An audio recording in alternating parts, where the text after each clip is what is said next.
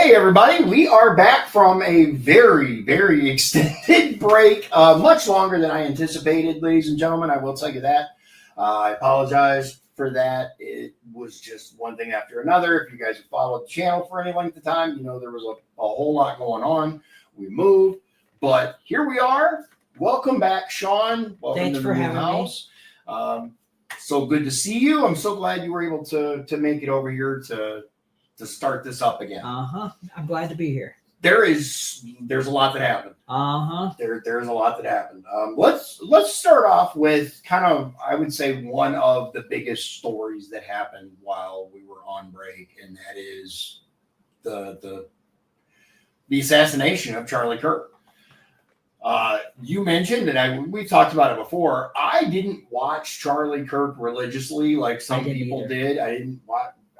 I saw various clips here and there, right? Like I'd be scrolling on YouTube and I'd see, Charlie Kirk versus blah, blah, blah. And if it was a topic that I was interested in, or if it was something that I thought maybe I'd want to learn more about, then I'd click it. And he was an excellent debater. He was. I mean, the man was gifted. He had a real way with words and an ability to remain level-headed, even like with some of the vitriol that was thrown his way. There was some nasty people. Very nasty people and very nasty things that people would say and do. It was crazy, but he always had a civil conversation.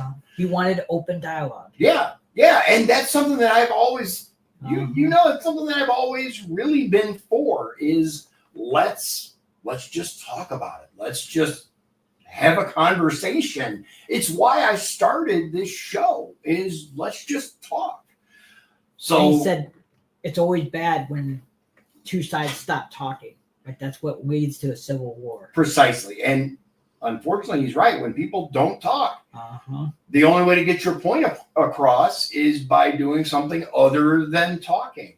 And it's sad. One thing I learned after his passing is that there are a lot of younger people that were driven by the things that he said. Yeah.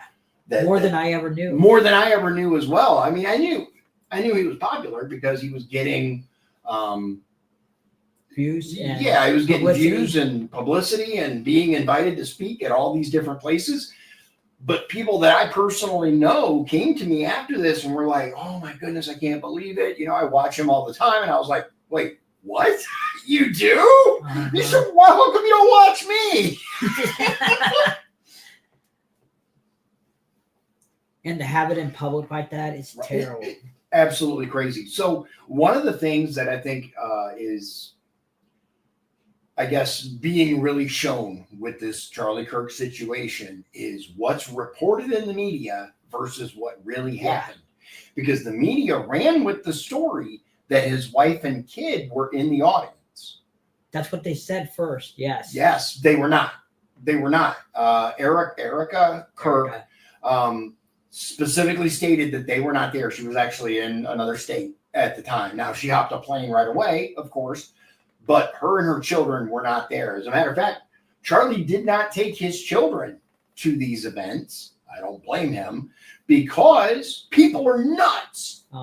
They are crazy. And then the prime example, see people on the left go on the internet and actually celebrate and be glee. I was like shocked at how evil people do. I was sickened, man. I was absolutely sickened. So one thing that I've seen, and I won't even say the left, anyone that celebrates the death of another human being, you have a problem.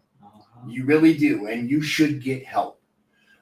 With one exception, and that is pedophiles. Like, sorry, the guy in England that I guess he was a famous rock and roll star. He was a singer for a band. Absolute sicko. Oh, okay. I know what you're talking about. I sent you the story. Absolutely disgusting individual. Disgusting human being. And I am not sorry that this happened to him. He was killed in prison. I'm going to show you guys.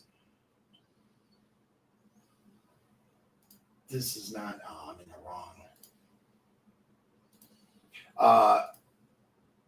Let me change this real quick because I'm gonna go to my messages and see if I can find it because I can't think of the guy's name right now. Did I send it to you? I don't know. I think you did. I thought I did too. You know what? I know who I did send it to, though. Like I said, I can't think of the guy's name, but anyway, look it up. You will see it. It's in England, and it just happened. And yeah, whatever. Anyway, in that case, I mean, I get it. Let's just say that. I understand the celebration. To my knowledge, Charlie Kirk never hurt a soul. No. So it's just way, way, way more mind-blowing than I ever feared, with this. And when you have someone, for example, a teacher that is celebrating this, that's a problem. We had that actually right here in Valparaiso. There was a teacher that was celebrating. I heard that. I think I'm pretty sure it was Westville. Was it Westville? There was one in Westville, and Valpo. I think there was one in Valpo too. Yeah. How sickening that there are two right by us. Uh-huh. Now people are like, "Well, that's free speech," or "You guys are attacking free speech." No, the government is not making any laws prohibiting them from saying what's on their mind.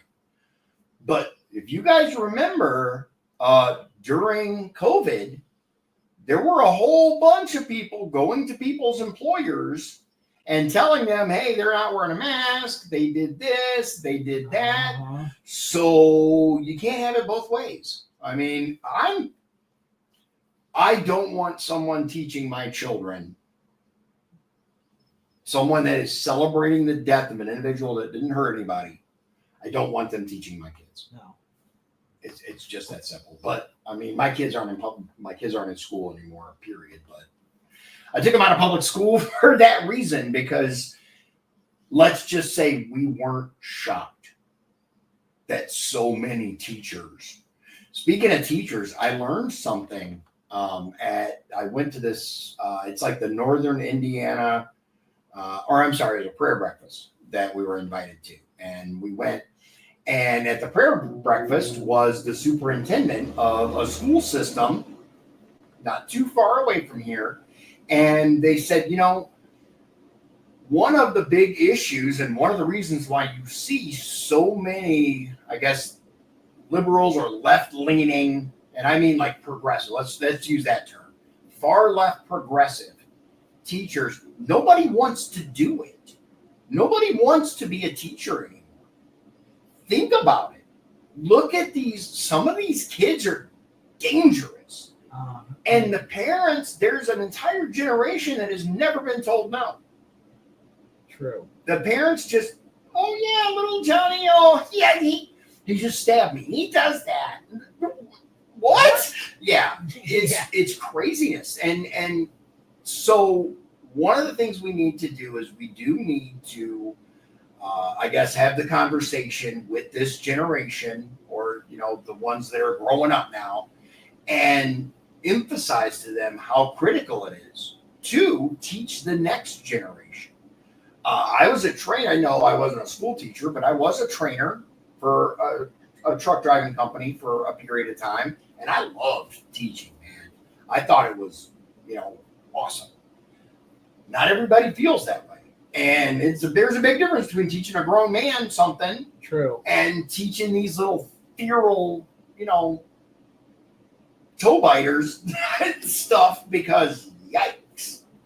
Anyway, I know I went on a little rant there. It's all right. But that's the kind of stuff that has been going on, and it highlights a problem with our current system and the lack of teachers. That's why the progressives were able to infiltrate our education system so easily, because it's just gotten worse and worse and worse. And think about it, the pay sucks for teachers. Everybody knows that. It's not anything new.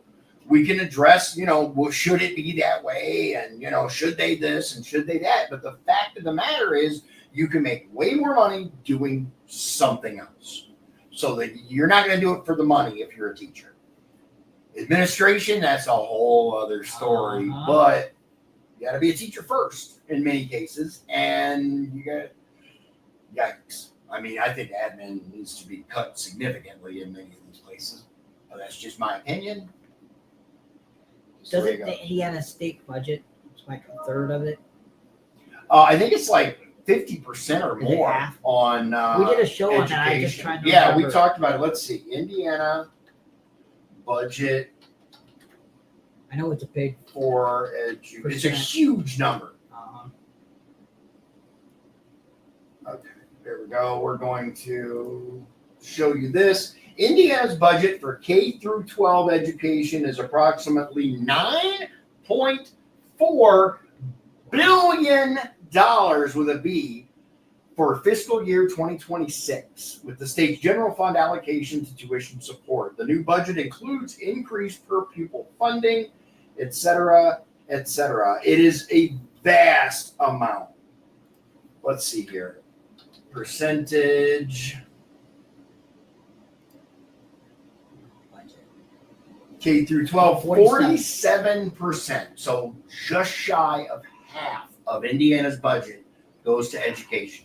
But you'll still have those people that it's not enough. That it's never enough. The solution to these people is throw more money at the problem. Obviously, the money's there. $10 billion a year. Think about that. It's not going to the teachers. It's not going to the teachers. No, absolutely not. We did a show on that, and wow is all I can say. It's very, very sad. It's very sad. Okay, so the first thing that we're going to dive into here, we have a short little video. Oh, here. And first of all, it's about Venezuela and the Trump administration shooting the boats. We've got both sides. We've got Rand Paul, who was against it, and we've got Rubio. Yep. Yeah, Rubio was in favor of it. We're going to show both, and then we'll talk about it and see. I mean, what do you guys think? Are you in favor of this? Do you think it's right? Let's get into this, and we'll see what we're dealing with here. I'd like to give them an opportunity to sway me because I have my opinion on it. You have your opinion on it. Let's see what Senator Paul has to say. Somewhere off the coast of Venezuela, a speedboat with 11 people on board. What's that? No sound. No sound. Okay, 1 second, guys. Let's see here. I have sound. Yeah, it didn't work. There we go. Try it now. It wasn't plugged all the way in. Let's try this. Here we go. Sorry about that. Let's start it over. Somewhere off the coast of Venezuela, a speedboat with 11 people on board is blown to smithereens. Vice President Vance announces that killing cartel members that poison our fellow citizens is the highest and best use of our military. When challenged that killing citizens without due process is a war crime, the Vice President's response is that he doesn't give a shit. Sometimes, in fits of anger, loud voices will say they don't care about the niceties such as due process. They just want to kill bad guys. For a brief moment, all of us share that anger and may even embrace revenge or retribution. But over 20,000 people are murdered each year in the U.S., and somehow we find a way to a dispassionate dispensation of justice that includes legal representation and a trial. Why? Because sometimes the accused is actually not guilty. Even with the best of care, even with the best of justice, sometimes we find out it's the wrong person. As passions subside, a civilized people should ask questions. To be clear, the people bombed to smithereens were guilty, right? If anyone gave a you-know-what about justice, perhaps those in charge of deciding whom to kill might let us know their names, present proof of their guilt, show evidence of their crimes. The administration has maintained that the people that they blew to smithereens were members of a gang, members of Tren de Aragua, and therefore narco-terrorists. Why? Because we say so. But certainly then, if they know that they belong to a particular gang, then someone must surely know their names before they were blown to smithereens. Is it too much to ask to know the names of those we kill before we kill them? To know what evidence exists of their guilt? At the very least, the government should explain how the gang came to be labeled as terrorists. How did the people who you say are in a gang, how did they come to be labeled as a terrorist? U.S. law defines a terrorist as someone who uses premeditated, politically motivated violence against non-combatants. Show us evidence of that. Show us evidence of their guilt. Show us evidence that they are terrorists, perhaps before we blow people to smithereens. Since the U.S. policy is now to blow people to smithereens if they are suspected of being in a terrorist gang, then maybe someone should take the time to explain the evidence of their terrorism. Critics of this whole terrorist labeling charade, such as Matthew Petty at Reason, explain that in practice, what we are doing in practice means that a terrorist is whoever the executive branch decides to label one. You are a terrorist because you are labeled one. You can be killed because you are called a terrorist. But where in all of this is some sort of evidence that you are guilty of something? While no law dictates such, once people are labeled as terrorists, they appear to be no longer eligible for any sort of due process. No, the blow them to smithereens crowd at this point will loudly voice their opinion that people in international waters don't deserve due process. Vice President Vance asserts there are people who are bringing literal terrorists who are bringing deadly drugs into our country, which of course raises the question, who labeled them as terrorists and what is the evidence of these specific people who had names before they were blown to smithereens? What is the evidence against them individually? What are their names? What specifically shows their membership and guilt? Were they armed at the time they were blown to smithereens? The blow them to smithereens crowd also conveniently ignores the fact that death is generally not the penalty for drug smuggling. The mindless trolls that occupy much of the internet whine that such questions sow weakness or commiseration with drug pushers who are killing our children. A ludicrous assertion to most sentient humans, but one I fear that requires a response. International law and norms have always granted due process to individuals on the high seas not actively involved in combat. U.S. maritime law explains in detail the level of force and the escalation of force allowed in the interdiction of drugs. You realize we interdict hundreds of ships off the shore of Miami, off the Pacific coast, and we don't always blow them to smithereens. Why? Because some of them don't actually have drugs on them. Hundreds of ships are stopped daily, yearly. The blow them to smithereens crowd might stop to ponder that a good percentage of these ships that we actually search turn out not to be drug smugglers. Coast Guard statistics show that 1 in 4 interdictions finds no drugs. So far the administration has admitted to blowing up 4 boats suspected of drug smuggling. So there's a 1 in 4 chance, statistically speaking, that one of these boats may not have had any drugs on it. We will never know because they were blown to smithereens. We may never know the names of the people. I mean, he does make some compelling points. Let's let the other side have their say before we get into it. We're going to go to Secretary of State Rubio. We're Marco Rubio.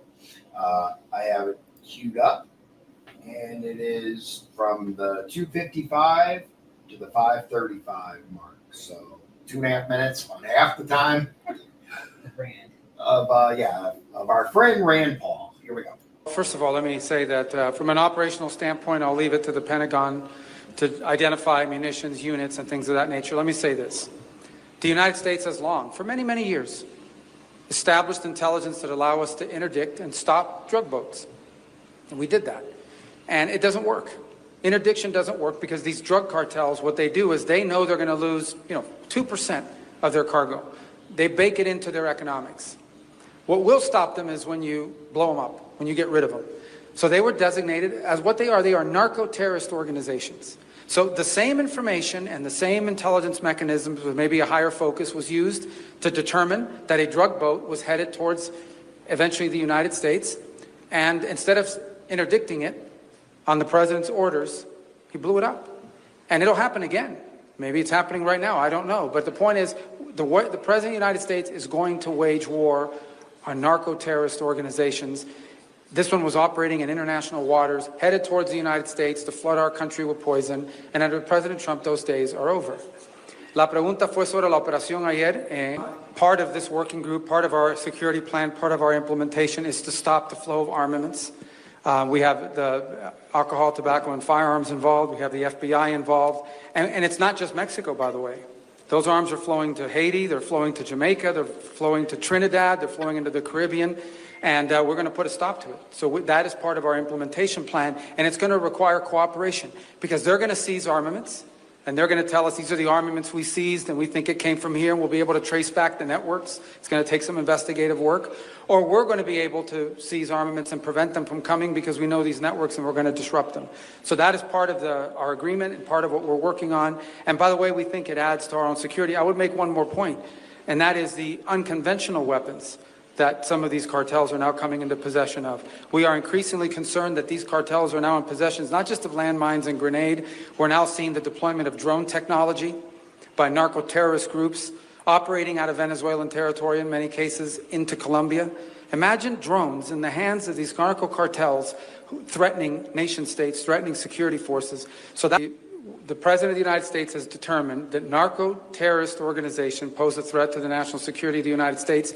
I don't need to explain to you why. They are traffickers of people, they are traffickers of deadly drugs, they are traffickers of all kinds of illicit means, and they use the money that they generate to destabilize governments in the region, which in and of itself then poses a threat to the United States. Okay.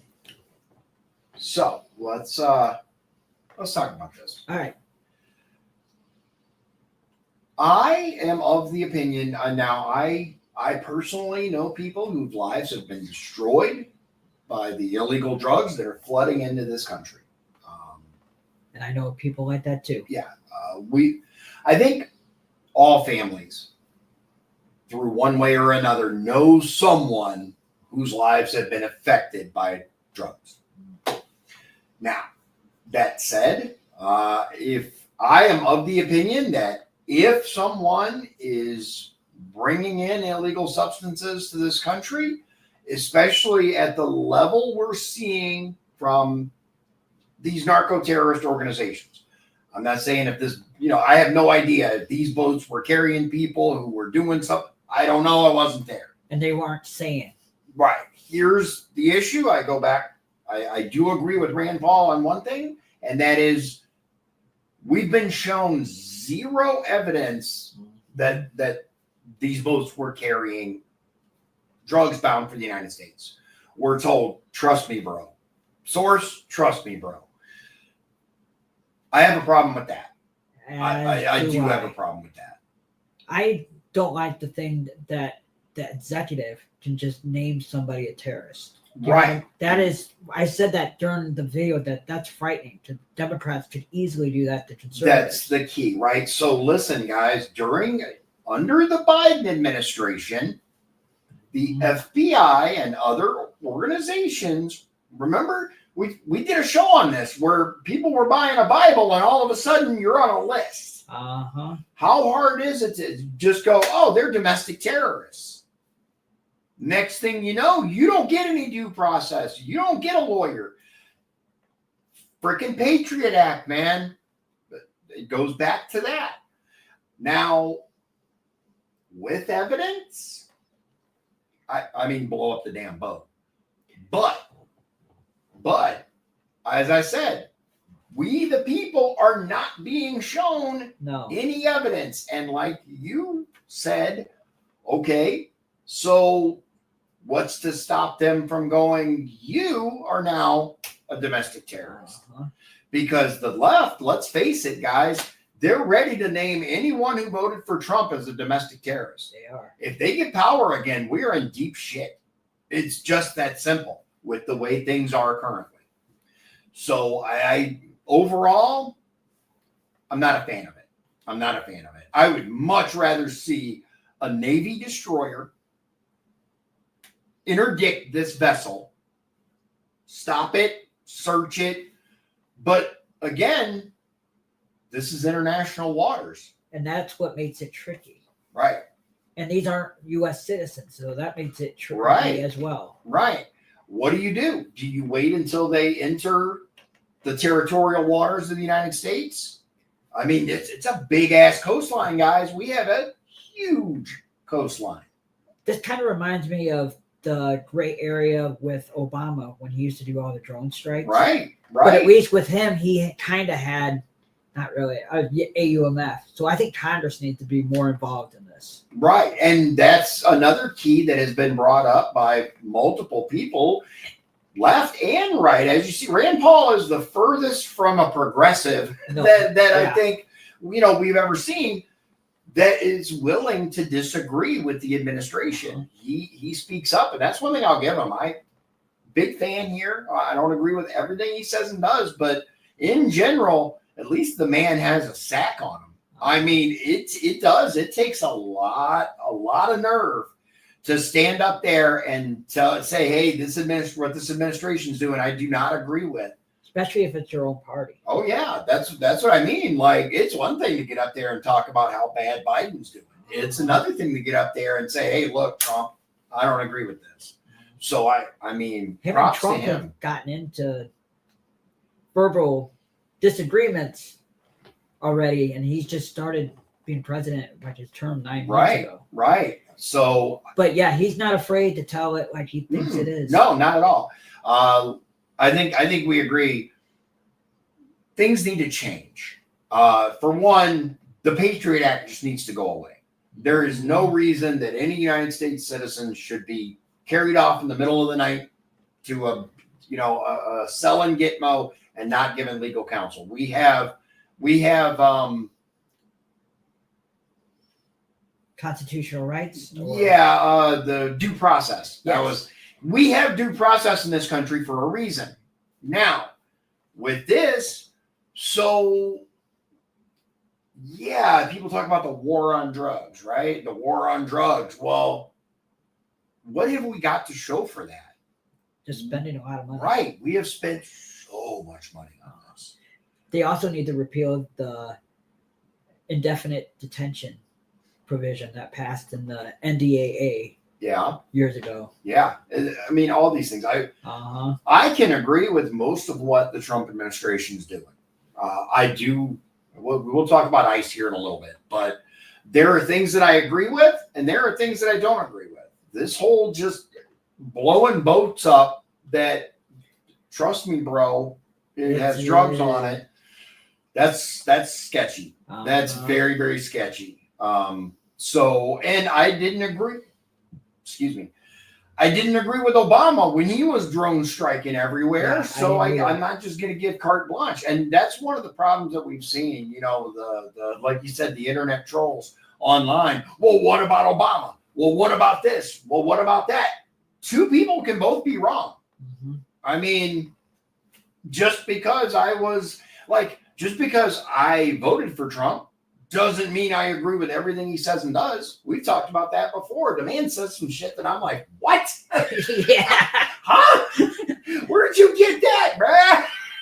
And sometimes he speaks without thinking. Yeah. I mean, anyway, I have some concerns. As do this. I definitely have some concerns. Like you said, and I agree with you wholeheartedly. What's to stop them from deciding that you are a threat, that I am a threat? And it's not as far-fetched as people would like to believe. If they can designate these people, and so I will say this though, I find that there's sufficient evidence to designate Trinidad Aragua as a threat to the United States. I agree with that. I think a threat, yes. National security concern, yes. Terrorist organization, we're getting we're getting into some gray areas here. Stretching. Yeah, and that whole thing also extends to Antifa. There are some concerns there. Look, I am no fan of Antifa. Just because you say I tell you that I hate fascists. Okay, so now anything I do is perfectly fine. No, that's ridiculous. That's absolutely ridiculous. So again, there are some concerns there. All right, so the next thing we have for you is we learned that the Earth is speeding up, guys. Just because I'm telling you, days seem shorter, you're not wrong. Days are indeed shorter. Why is the Earth spinning faster? Is time speeding up? Australia's experts give us their second opinion. Standard Earth day is 86.400 seconds, but over 3 days in July and August, scientists expect the planet's rotation to quicken relative to the sun. So the days are speeding up. Now, granted, it's milliseconds, right? 3 days in July and August could flit by faster than usual this year, but only if your clocks are set to astronomical time. Standard Earth Day, 86,400 seconds. But on 9th July, 22 July, and 5 August, scientists expect the planet's rotation to quicken relative to the sun, truncating the days by a millisecond or more. And one of the things that ties to this that you sent me a while back is that the dam, the Three Gorges Dam in China, actually is affecting the Earth's rotation. How crazy is that? That is crazy. Yeah, I mean, we're not going to spend a bunch of time on that, but look it up. We should have some concerns with massive projects that affect the entire planet. We should have some conversations about that. But how can you tell a country, no, you can't do that? Exactly. But I think it's worth having a conversation about it for sure. It's kind of concerning that they can do that. That they can build something so massive and it affects the water so much that it actually affects the Earth's rotation. Not by a great amount, but any amount is a concern. Uh-huh. So the next thing is what am I doing there? I couldn't find the button. So Venezuela, we know that Trump and Venezuela do not get along. But the opposite is true with Argentina. Trump boosts Argentina's, how do you say his name? Milei, I think. Milei, I don't know. This guy. Milei. The Anyway, libertarian. Yeah, the libertarian president that told every one of his cabinet members that they were now under investigation for fraud, which the guy's freaking awesome in many regards. He's a little nuts. But he is a little nuts. He is a little nuts. I'm sorry. I think I got the guy wrong. Milei is that's the chubby guy with the chainsaw, right? Yes. I was thinking of, I think it's Chile's president. Oh, okay. Yes. Yeah, that's guy the that one was who with- sat down his entire cabinet and went, "All right, we're going to investigate all of you," right? Yeah. Yeah. Okay. But I will say that I do like some of what Mali does. I'm not quite as with him as I am the Chilean guy, though. I can't think of his name right now. But There's Scott Bessent. there's He's the Treasury good Secretary. old Scott Bessent. What do you think of him?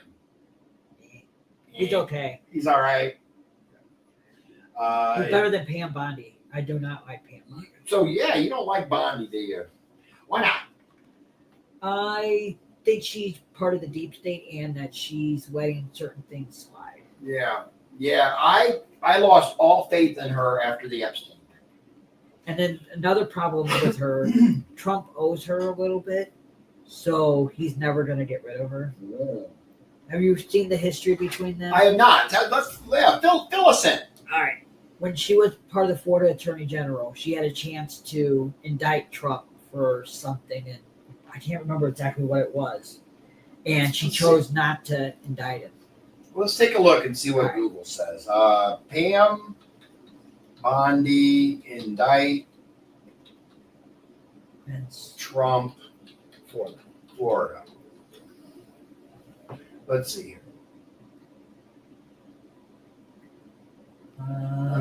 Blah, It's not blah, on blah, no. I don't remember what it was. Let me look it up. And, let's see. This is all recent. Oh, wait. The Trump Foundation Pam Bondi scandal. There it is. Okay, so let's see here. I didn't hear about this. What is this? Good Lord, that's tiny. Hold on. There we go.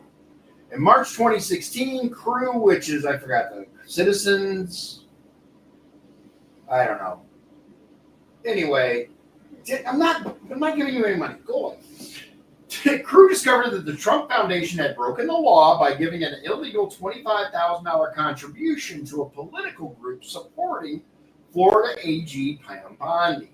Charitable foundations like the Trump Foundation are not allowed to engage in politics. That's not entirely accurate. There are ways that you can do it, and it is not illegal. And it's by forming a basically a PAC. Kind of like a super PAC. Yeah, kind of like a super PAC. I know this because I looked into it because when I ran for office, my best friend is part of a group that is a 501(c) organization. The motorcycle. Yeah. Yeah. They do veteran stuff. You guys may have seen it before. Anyway, and we were discussing, he's like, "Hey man, I'd like to help out." And I'm like, "Be very, very careful, bro. Don't give me any money through that at all." But we looked into it, and like I said, there are ways, but it's very, very particular. You have to make sure that you follow the law. Even more problematic was the fact that the contribution was given as Bondi's office was deciding whether to take legal action related to Trump University. Okay, that's sketch. That is sketch. It is. This would set off an investigation, which would lead to one of the biggest stories of the year. Okay, so that's what I could see that. So at the time, they gave her some money, and then she decided not to indict or follow through. So you see why I say that Trump owes her one. Yeah, I can see the issue there. Okay, so yeah, Trump probably feels like he owes her. There's some history there. Like I said, I disagree with this whole Epstein thing. As do I. Show me the release. Just release everything. But the problem with that, if I can say something, Yeah. is there's rumors that I'm not sure if this is true or not, but there's rumors that the Biden administration actually added names and stuff to that list when he was president. Really? So That's like, why Trump does it. This is not confirmed. no, yeah, But this is a rumor that when he was president, he was adding names. interesting. That is interesting. See, and this, you know what? This actually brings up a really good point. Okay. So once again, the mainstream media, which I have to agree with Trump, they're the enemy of the people. At this point, they are. Yeah, Some. but you still But- need a media. You need a free, uncompromised media. Absolutely. Let me explain why I'm saying what I'm saying. So we have heard, so they're releasing part of the documents, right? They released the flight logs. They released this other thing, right? And one of the things that they did was they would print an article and they said Elon Musk and Prince, what's the guy's name? William, right? No, Andrew. not William. Andrew. Andrew. Yeah, all them damn royals, I don't pay attention to that crap. Were listed together. We all know Prince Andrew's a slimy piece of garbage. We know that. And he was deeply tied to Epstein, right? Conveniently, they put the two together in the headline because Elon Musk was in his address book, right? But what they didn't include until you actually get down, because people don't read articles anymore. They just look at the headlines and move on. Not everyone. Not you. You're watching us, so you're getting the news. Not you. You read the articles. But a lot of people just read the headline, take it as gospel, and move on. So by doing that, you immediately get it in your head that Elon Musk is the same piece of garbage that And that's Andrew not fair. is. And it's not fair because the only listing was a basically where Epstein wanted to meet with Elon. It was like a pencil in, right? Where we're trying to hook up, basically. So that's not fair at all. Now, is he in there? I have no idea. Maybe he did. I don't know. But the evidence that we have at this time says it was like an address book attempt to have him on there. So that's just a prime example of the way that the media influences. And I think it's a slimy ass thing to do. Which they do. Oh, yeah. So, going back, the U.S. Treasury finalized a $20 billion, with a B, currency swap, $20 billion currency swap framework with Argentina and bought pesos in the open market on Thursday, making good on Trump's pledge to prop up the wobbling country and sending the peso and Argentine dollar bonds sharply higher. The U.S. Treasury is prepared immediately to take whatever exceptional measures are warranted to provide stability to markets. He said on X, Argentina's 2035 bond rose 4.5 cents to trade at 60.5 cents on the dollar, while the peso closed at 1,418 per dollar, up 0.8% on the day after falling 3% earlier. Local stocks rose, blah, blah, blah, blah. It gets into a bunch of other stuff. But in April, the IMF granted Argentina a new $20 billion loan program. The IMF didn't respond, but Bissett says, did you say it Bissett or Bissett? Bissett. Scott Bissett? I think it's Bissett. Okay, Scott Bissett. Argentina faces a moment of acute illiquidity. There's some words for you. Argentina faces a moment of acute illiquidity.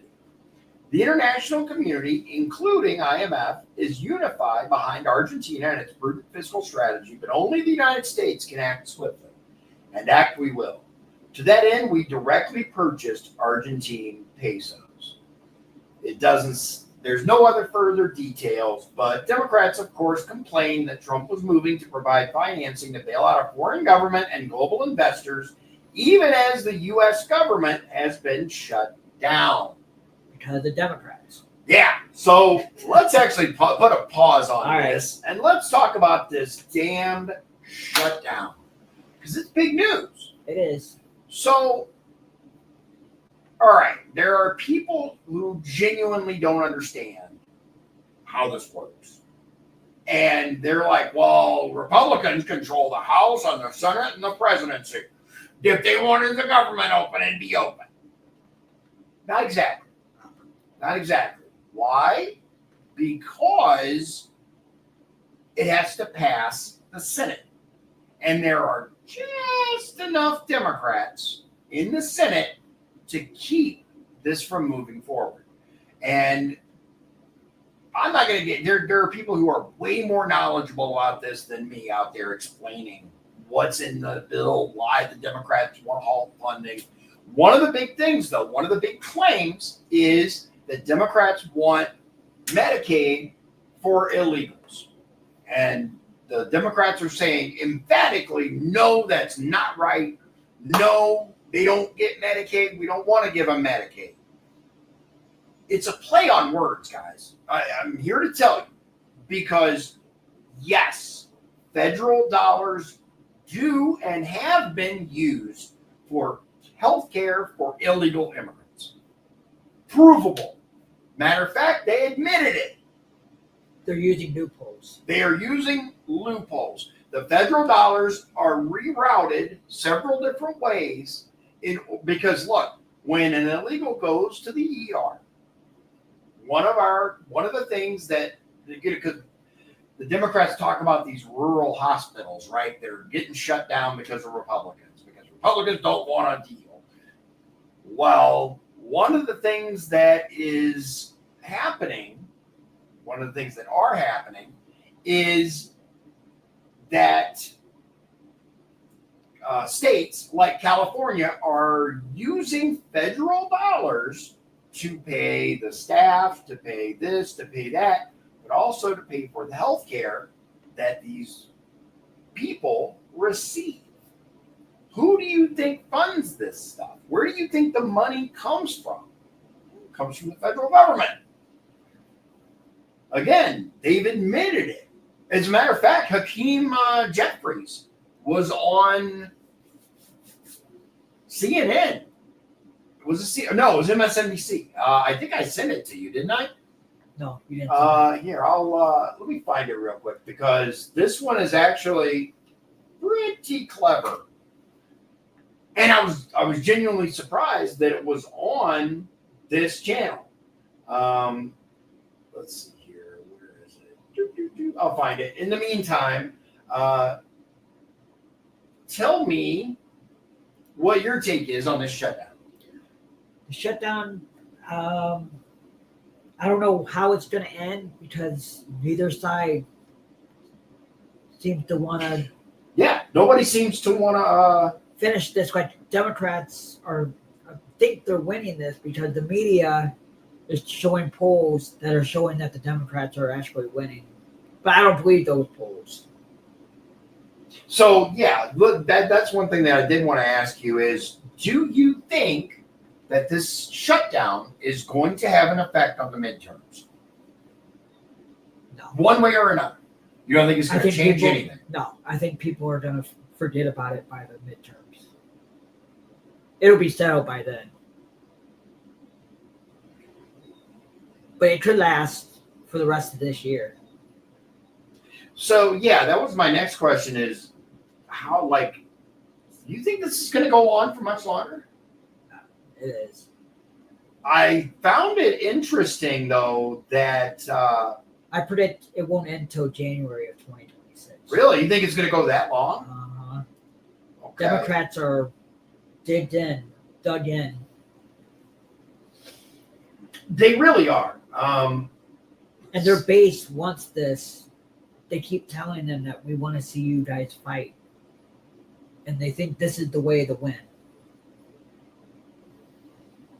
Well, I can't find it right now, and I'm not gonna spend a bunch of time. But if you look,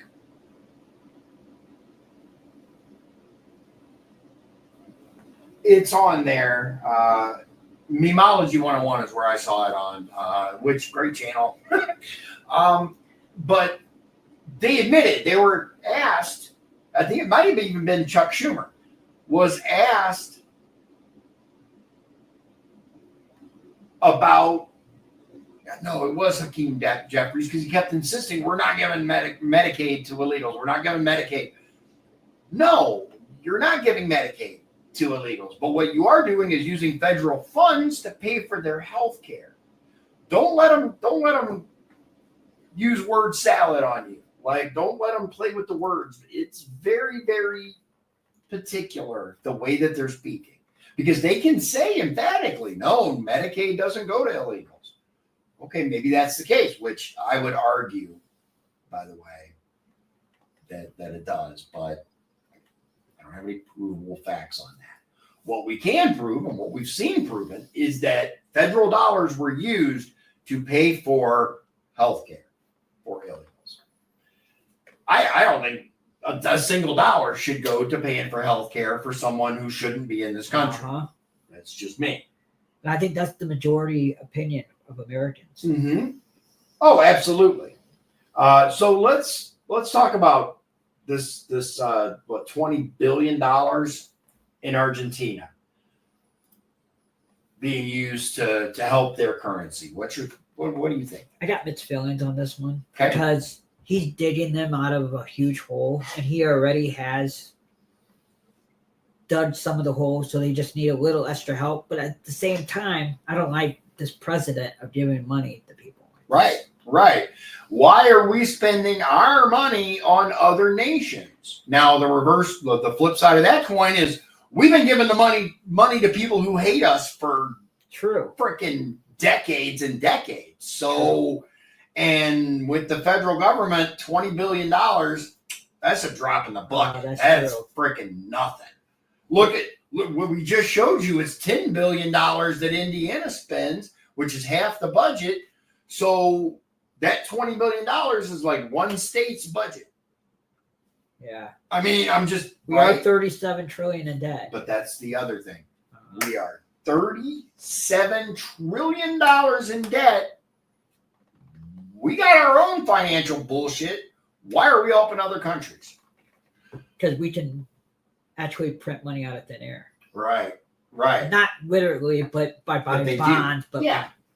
But you know what I'm saying. Yeah, absolutely. So it says here the backstop is partly aimed at giving the president a boost in Argentina's October 26th midterms legislative elections. His party wants to strengthen its position to solidify his agenda to cut government spending and boost private sector investment. And then also, another thing is giving him money. He is an ally, but he's in some corruption with his sister now. Yeah, so that's actually a really good point.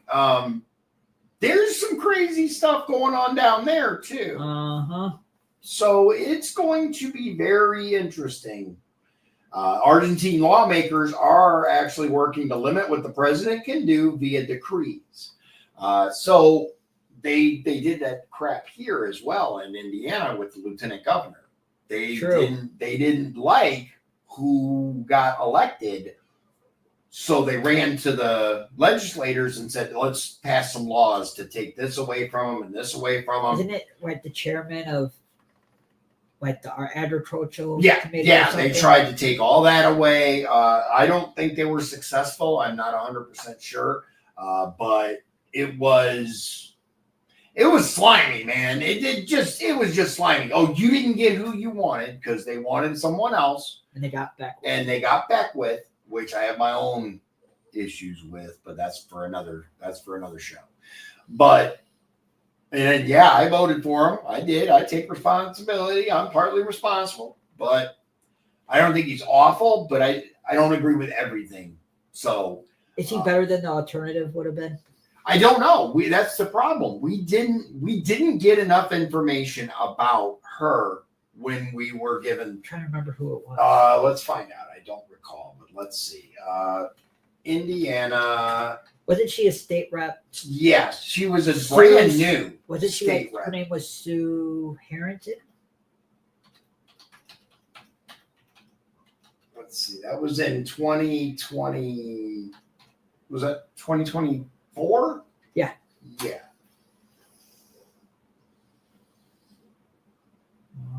No. Must have been thinking of somebody else. Hold on. That was Tanya Hudson? No. no, she's the libertarian. Who did they? This was okay. Hold on. That was after. That was the regular primary. Come on, where is it? Here it is. Okay. He won. Jennifer McCormick. No. That's the Democrat. Hold on. Sorry. She was a Republican at one time. Allegedly. Let's see. Who did? What was that name? It's going to drive me nuts. I know. Now I'm like, who was it? I cannot remember. She was the. Come on, it should say. No, Braun defeated. Yeah. Braun. Okay, yeah. See, that's before. I'm looking too. Okay, yeah, that's that. It's not working.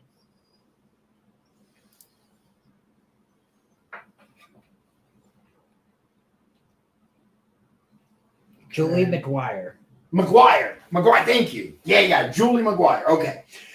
Here's the thing, right? Looking back at it, I actually liked a lot of the stuff that she was about, but we weren't given much information.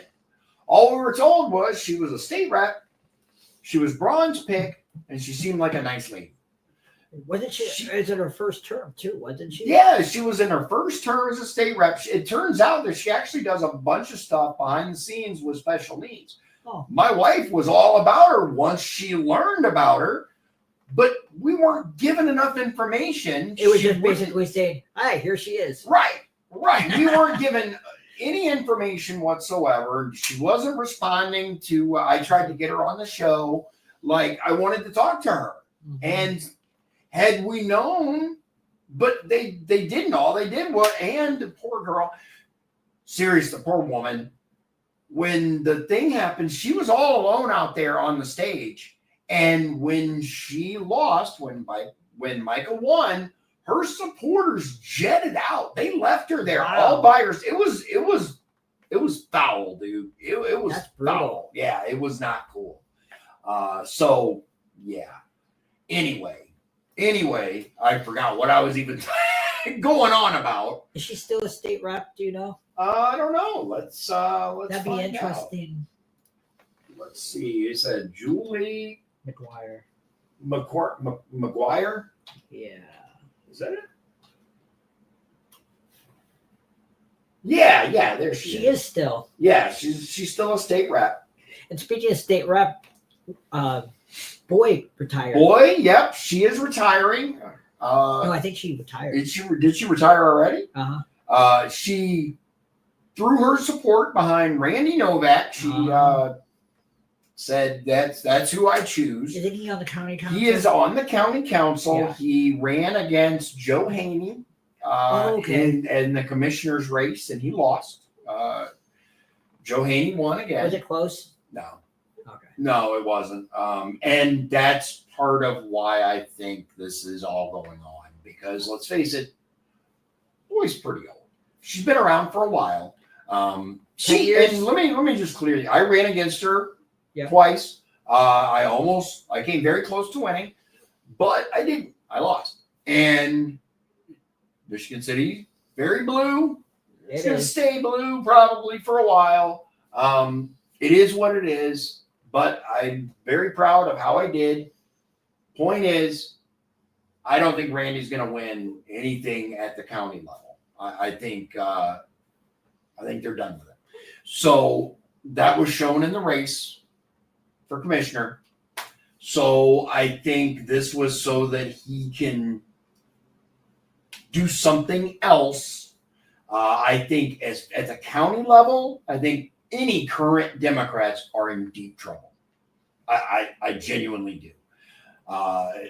That said, I don't have anything against Randy. Seems like a nice guy. He certainly knows a lot of people. He's very well connected. So more power to him if that's who. But She can say all day long, that's who I choose, but they still have to have a caucus. Oh, okay. And it is possible that someone other than Randy decides to run for this seat and wins. Do you know when they're doing the caucus? I don't know. I can look it up. Give me just one. Yeah. So I have my own like concerns with many elected officials, but it'll be interesting to see what happens. I'm not sure exactly when the caucus is going to be held for the Democrats, but that's how it works. You have to have a caucus. You can't just randomly pick somebody and go, you're in there. Now, and it's completely possible that because what happens is they have basically the people from that district, the precinct committeemen. That's your job. So let's break it down, right? All right. So in a normal situation, like for example, with a governor, right? We've known like when a Senate seat comes up, the governor can appoint someone. Yep. We had that whole deal with Ron Blagojevich. Yep. And that whole thing, right? With Obama's seat. With a state rep, I think it's different. Let's confirm this because I hate to be wrong, but I've been told. So let's make sure. Okay, so Indiana state representative. Let's see. Yeah, resignation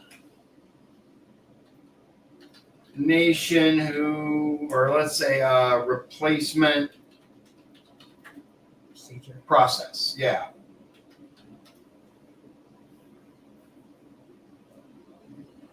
Typically filled, through a caucus of eligible precinct committeemen from the same political party as the former office holder.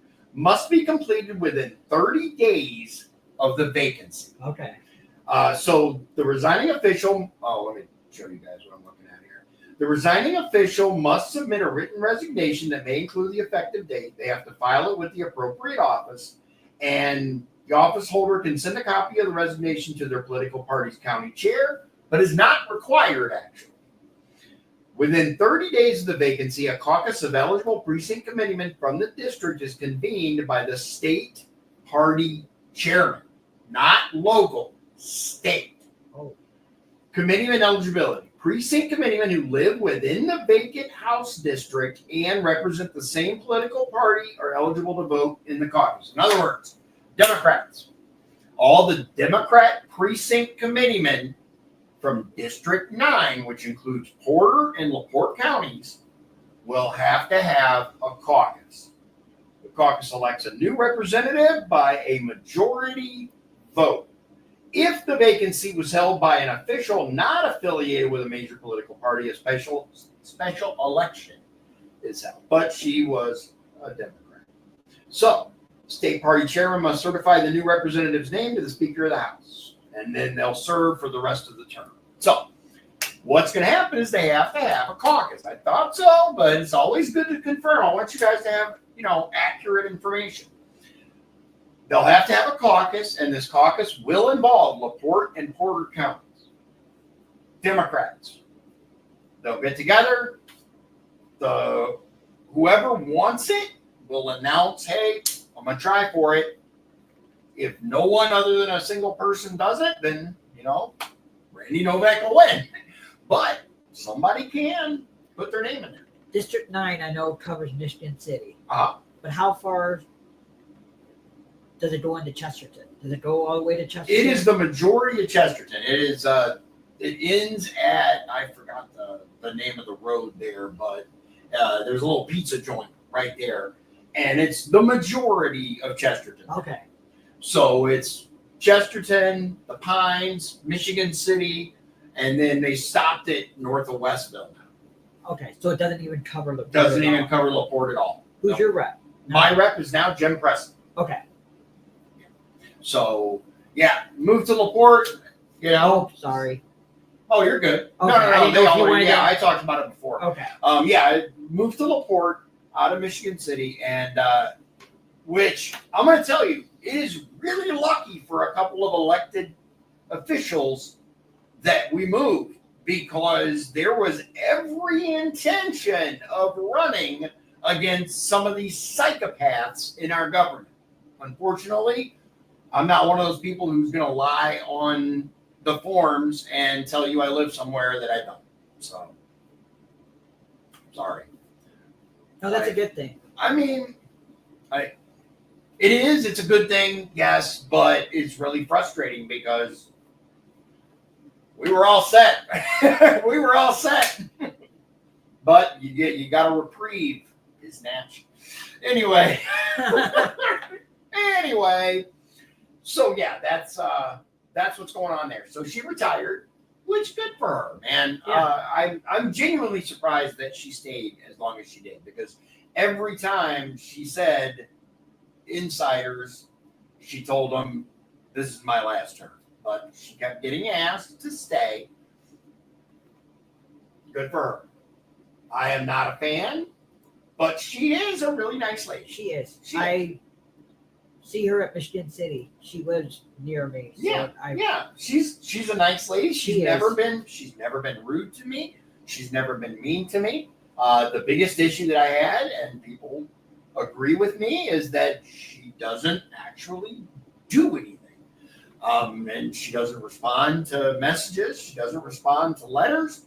So I wrote her a couple of times. One time, her assistant said she'll write a letter, and that was the extent. So, did she write you a letter? No, I didn't think so. Yeah. All right. Oh, this is a big one. Yeah, Okay. this is a huge one. All right, so the next little topic, guys. This is the big, a really big one, a really, really big one, and that is Pete Hegseth. Which, you know what? Before we dig in, let's talk about Pete. Okay. Pete Hegseth. What do you think of the guy? I don't mind it. Okay. You have problems with him? I don't necessarily have problems with him. This is the first major issue that I've had. Okay. We'll talk about it in just a second. But what do you think of the whole fitness standards thing? Oh, that we want our troops to be fit. We don't want MEAL Team 6, right? No. We want SEAL Team 6. And I do think that it's kind of, it's very hypocritical. Not kind of, it's very hypocritical for these fat generals to sit around and say, oh, yeah, you got to do 100 push-ups when they can't do one. That's fair point. I mean, that's fair. Look, man, I'm not in the military. Yeah. I don't pretend to be. I couldn't freaking pass the fitness requirements, but I'm not telling people to do them. Exactly. I'm not weighing them out and going, was one of the most frustrating things with some organizations, right? Like, for example, Indiana State Prison does have fitness requirements for special teams, like K-9 officers, stuff like that. You have to be able to pass a physical. There's a certain physical requirement for regular officers, but some of these guys, woo! Now, I was a big boy. Let's just say I was a big boy when I worked at the prison. I was yeah. I lost 200 pounds since I worked there. I was really huge. Yes. And I was massive, dude. I don't think that represents someone that should be protecting the public from the worst of society. I'm not necessarily against introducing fitness standards there. However, I'm not in charge. Special teams, though, K-9, CERT, other special teams, they do have fitness standards. You had to be able to run get under a certain amount of time, blah, blah, blah. The point of all this rambling is some of the people that set these requirements were fat asses. I mean, just, boy, you gotta slow down on them cheeseburgers. Yeah. I mean, big, So again, begs the question: why the hell are you the one in charge of setting fitness standards when you can't even, you can't do them yourself? I got a big problem with hypocrisy. It's me, is what it is. So I'm not against that. One of the things, though, that people are getting a little frustrated about is the fact that females now have to make the same. They have to match the fitness standards of men. And that's not fair. But is it? So for then, and it's I don't know how I feel about it. I'm just going to be honest. I'm not sure, because one of the things that we've always had in the military is, okay, you got, this standard, right? Guys, like, if you had gym class, you remember girls could do the push-ups on their knees instead of their feet. All right, you guys remember that? Yeah. As a kid, I'm like, that's some bullshit. Now, as we grow up, we learn that women and men have different strengths. Mm-hmm. Women are good at these things. Men are good at these things. That's just biology, guys. That's the way that it is. Uh-huh. Which is I'm not going to launch into the diatribe about, other stuff with trans and all that other crap. But what I will say is our military for many, many years didn't even let women in. True. Then they said, okay, women can come in, but non-combat roles. Yeah. Then they said, well, that's not fair, right? Women can be Navy SEALs, which I don't know how that works out. They can be this or that or this, right? Or Marines, for example. Women can join the Marines. Okay. It's not like the enemy is going to give you a break because you're a woman. Exactly. It's not like you have less equipment to carry because you're a woman. If they can do the standards, I have no problem with it. Well, that's the thing. Which standards? The standards for women or the standards for everyone? True. Hegseth made it to where it's across the board. You have to do the standards. Now, if you can, and there are women who can, make no mistake, there are some badass bitches out there. But if you can, cool, rock on, hit the ground running, you a badass. I respect you. I can't do them. I couldn't either. No, that's not me. So don't get me wrong. I'm not trying to say that just because I'm a man, I can do it, because I can't. Not anymore. Maybe when I was younger. Maybe. But I could. But yeah. I damn sure can't now. But if you can meet the standards, what's the problem? So there's a lot of drama with him. One of the big pieces of drama now that concerns me, I need to learn more about it. We're going to dive in right now. Is this whole Qatar Air Base thing. What? What's happening? Let's dig in. So Hegseth announces Qatar will build Air Force facility at a United States base in Idaho. So does that mean that a foreign air force is going to build an air base in our air base? Or because we've joint trained with people, we have sold them aircraft, taught them how to fly them, and set them loose many times in the past. Is that what's going on? And he just misspoke? I'm hearing conflicting information because Right. I've heard this and then I've heard that. Right. So I don't know which one is true or not. Yeah, let's see what this says.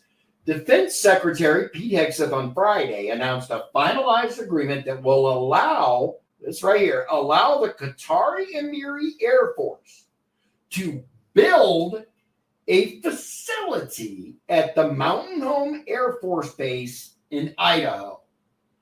That entire sentence concerns me. Yeah. The agreement, which Hegseth announced alongside Qatari Minister of Defense Sheikh Saud bin Abdulrahman Al Thani. Oh, Jesus. Okay.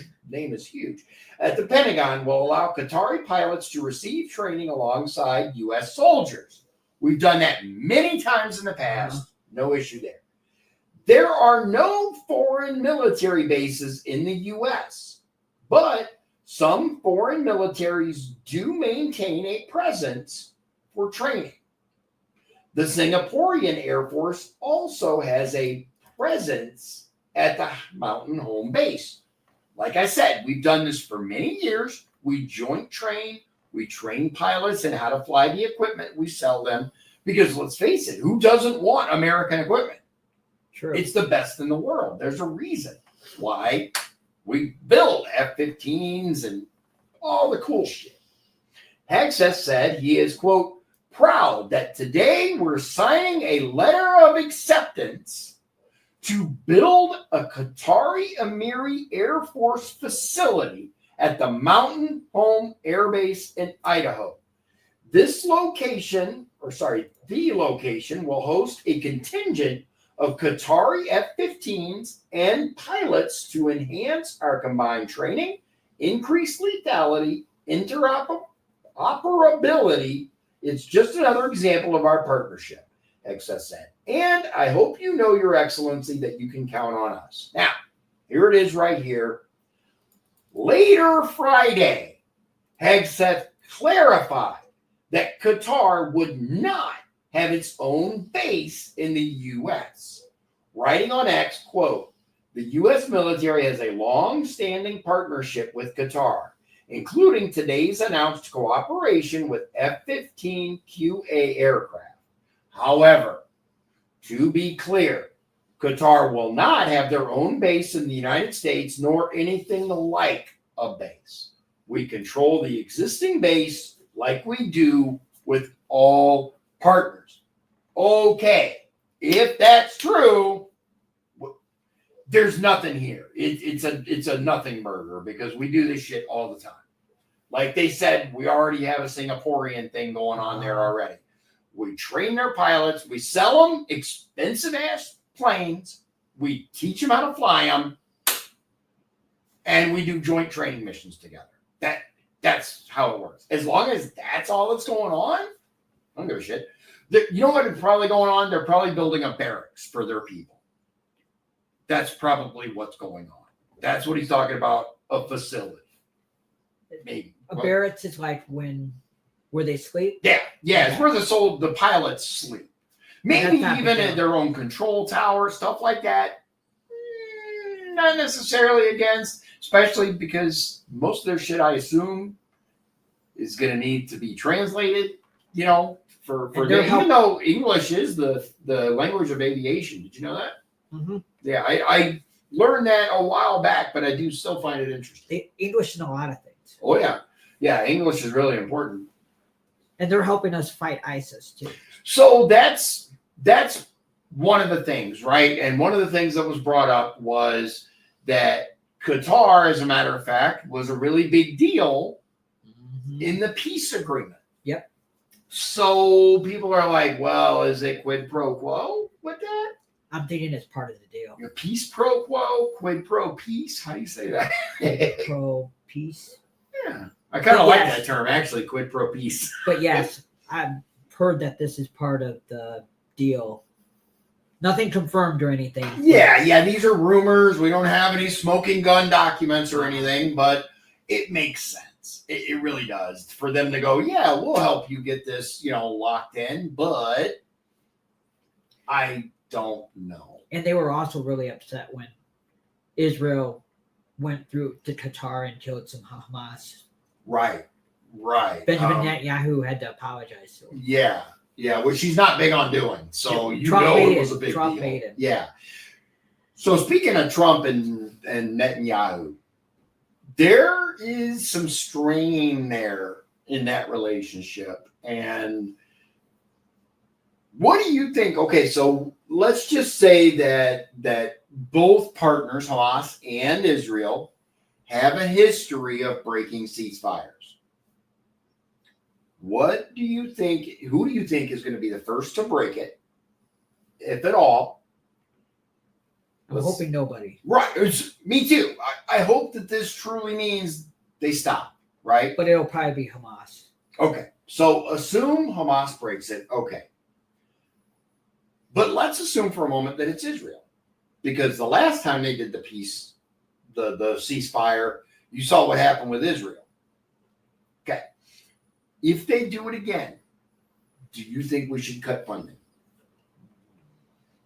That's a hell of a thing, right? That's a big thing. That would be huge. I will say this.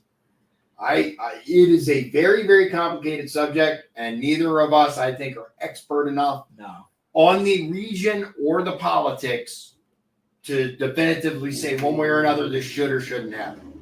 However, I can tell you that my personal opinion, if Israel breaks this ceasefire, we need to have a serious talk about our relationship. I really hope they don't. I do too. I hope that neither of them are dumb enough to screw this up. To throw in the pathway, it's been a 20-point plan, and we're only on point 1. Right. Yeah, hopefully this works out. Hopefully this works out. And I hope that a new governing body rules Palestine. Yeah, that's not Hamas anymore. Right. So one of the sticking points, I guess, of this whole ceasefire thing was that Hamas basically had to give up all their arms, and the governing body had to be changed, and like all of that. There's a lot in it. I do not know enough. Again, I don't know enough about the whole treaty. I don't know enough about the region, but big old ghetto, but I do know that I'm tired of bullshit from Israel. I'm tired of bullshit from Hamas, and I'm tired of people defending the wrong that each of them did. Because there's plenty of fault to be found with each of them. That said, fingers crossed that this holds. I hope it does. Yeah. So we'll see. Yeah, here it is right here. Qatar played a substantial role in the Israel-Hamas peace deal, as Hexas said Friday, and as other top administration officials have acknowledged. Trump's decision to accept a luxury Boeing 747-8 jetliner from Qatar to use as a presidential plane also stirred up debate about ethical and national security-related concerns. I don't like that. I don't like it either. I don't think there's any way to say absolutely, positively, 100% that plane is secure. There's no way. There's no way. Unless it was like just a bare-ass, basic, not put together plane. I don't dig it, man. I'm not a fan.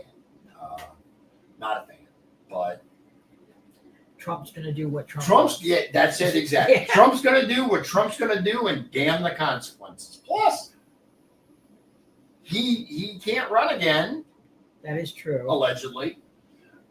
I don't know, man. I'll say this. There have been people who have done their best to explain why it could happen again. And Trump loves to tease people. And Trump doesn't give a crap, dude. He had hats made that said Trump 2028 and handed them out to the Democrats. You saw that. I did, dude. He is master level troll. I will give him that. He's master level troll. I don't agree with everything he does, but sometimes he is hilarious. He knows how to get him. He knows how to get a rise out of him. He absolutely Can you imagine their does. faces when you get that? Oh my God! Like what? Yeah. So Trump's gonna be Trump. Trump is gonna Trump no matter what. It's just the way that it is. So I don't know, man. It's good old DJT. He is who he is, and that's the way that it is. It'll be interesting to see. I think they're grooming JD Vance. Yeah. And then Rubio is going to be the vice president. Yeah. I'm not a huge fan of Rubio, dude. I'm just not. No. I will say he has his moments. And when he gets asked a direct question that's based on some BS, he has no problem flipping that around. He handles himself quite well on his feet, He does. thinking. But that said, there's some things that I just don't like. I'm not a fan of JD Vance. Yeah. JD has kind of come up in my estimation. One of the things that I do like about JD Vance is he has picked up from Trump how to just say what's on his mind. He doesn't politician it up. He just says it. Now, sometimes that's not a good thing. And he says some shit that's like, dude, why would you say that? But I like the fact that he at least seems to be genuine when he talks. He says something, and that's just the way that it is. You know, he doesn't couch it in these milquetoast statements like some of these politicians do. Does that make sense? Yeah. So If he wants the nomination, I don't see anybody beating him. right, it'd be hard to go against that. It really would. All right, guys. I think that's it. Unless there's something else you want to cover. No. All right, ladies and gentlemen. It's great It's good to be back. It is really good to be back. We're still getting decorated, so the walls are bare. I don't have the artwork up, any of that, but it'll get there. I actually had to, because of the way that the room's situated, I have to share an office with my wife. I had my own studio in the other place, so that was really nice. But now, in order to conserve space and in order for us to be able to, enjoy our home, we're having to share an office. So what I was able to do is this chair reclines, but the way that it was, I couldn't recline the way my desk was. So what we figured out is the reason that there's a doorway behind me is because the chair will actually recline into the closet. Oh, okay. So it's a way to have a little more reclining space and utilize we're not using the closet for anything. It's just a closet. This is the mattress topper that we were using, and then we decided the bed kind of sat too high. I'd almost like hop into it. So we took it out. That's what this is. And then I'm going to put something up there and all of that. But it's going to come with time. It's going to come with time. As always, ladies and gentlemen, thank you very much for joining us, taking the time to sit down with us. We always like to hear from you. Leave your thoughts about this in the comments. Yeah, please do. Yeah, we'd love to hear from you. Without further ado, God bless you, God bless Indiana, and God bless the United States of America. It's so good to be back. It is. Thanks.